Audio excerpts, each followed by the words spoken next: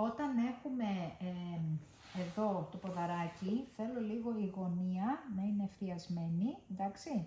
Μπροστά σε ένα καναπέ, σε οτιδήποτε, ευθιάζεις με τα χέρια σου τη γωνία, εντάξει, βλέπεις πώς το κάνω. Ανοίγω με τα δάχτυλά μου λίγο τα πόδια, και την κρατάω έτσι ώστε να πατάει προς τα έξω τα δαχτυλάκια της. Μπροστά παίζετε, εντάξει, κάνετε ό,τι μπορείτε να κάνετε μπροστά σε ένα τραπεζάκι οπουδήποτε, έτσι ώστε να πατάει στην έξω πλευρά του ποδιού. Και αφού παίξετε έτσι, μετά θέλω μονοποδική.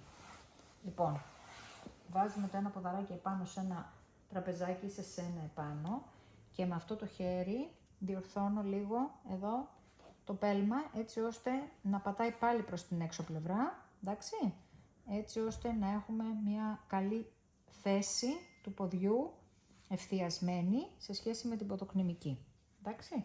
Λοιπόν, όσο περισσότερο μπορούμε, παίζουμε σε ένα τετραπέζι μπροστά ή οτιδήποτε, δεν θέλω να σκύβει, θέλω να είναι ευθιασμένη, και εσύ εδώ απλά βοηθάς έτσι ώστε η γωνία αυτή να είναι όπως το παιδί αυτό, εντάξει, και από τη μία πλευρά και από την άλλη.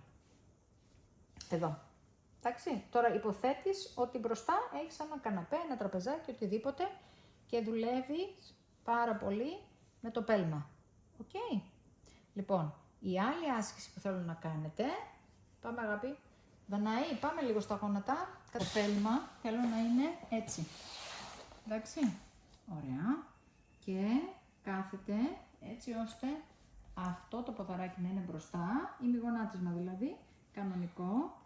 Αυτό που θέλω να προσέξει είναι ότι η λεκάνη σε αυτή την περίπτωση είναι μπροστά, εντάξει. Αυτή η πλευρά έρχεται μπροστά και αυτή πάει πίσω, δηλαδή κάνει μια στροφούλα, εντάξει.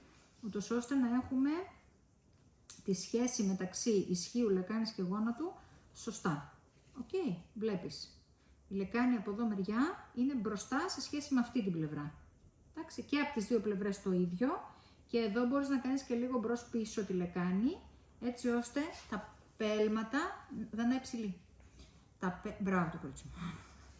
Χωρίς τα χέρια, δεν μου χρειάζεται τα χέρια, δεν είναι. Μπράβο. Τα δαχτυλάκια να πηγαίνουν πίσω και μπροστά. Δηλαδή παίζεις λίγο και με τα δάχτυλα, εντάξει, την ώρα που δουλεύει. Πάρα πολύ ωραία το κάνεις. Μπράβο ρε Δανάη, κούκλα. Και από τις δύο πλευρές, έτσι, πάλι. Την έχω στα χέρια μου, εντάξει.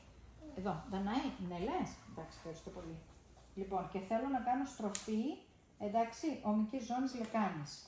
Άρα, δουλεύω έτσι, εντάξει, και με αυτόν τον τρόπο, κρατώντας το πόδι, δίνω και λίγο μία σχέση στροφής μεταξύ ομικής ζώνης λεκάνης, και βέβαια το παιδί παίζει εδώ, έτσι. Εγώ απλά κρατάω την απαγωγή στα ισχύα και έχω μία πολύ καλή οργάνωση και εδώ, εντάξει. Δηλαδή οι ώμοι δεν θέλω να πηγαίνουν εκεί, τώρα δεν θα την βγάλω το μπλουζάκι, αλλά καταλαβαίνεις ότι οι ώμοι είναι κάτω, εντάξει.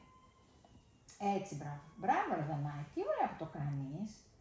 Είσαι μια κούκλα. Μπράβο σου. Είσαι. Μπράβο το κορίτσι μου.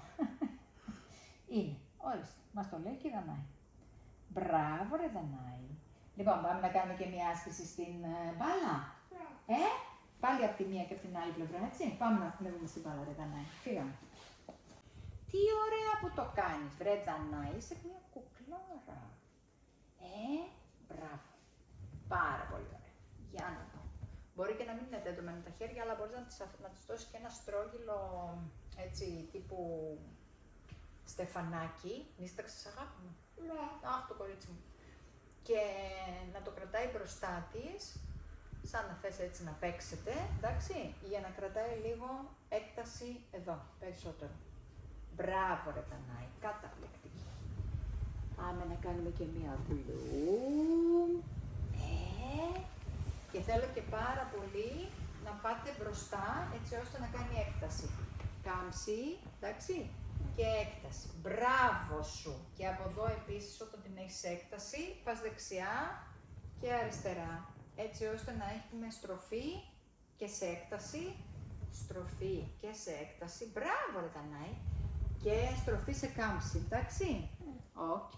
Το κατάλαβες, Δανάη? Πάρα πολύ χαίρομαι. Και πάμε να ανεβούμε εμείς, σαν έναν τοίχο μπορείς να το κάνεις αυτό. Πάμε να ανεβούμε εμείς τώρα ψηλά, ψηλά, ψηλά. 1, 2, 3, μπράβο. Ζουπ. Πάμε ξανά. 1, ανέβα, 2, 3, μπράβο ρε Δανάη. Και μπλου. Και φύγαμε ξανά. 1, 2, 3, ωραία και μπλου.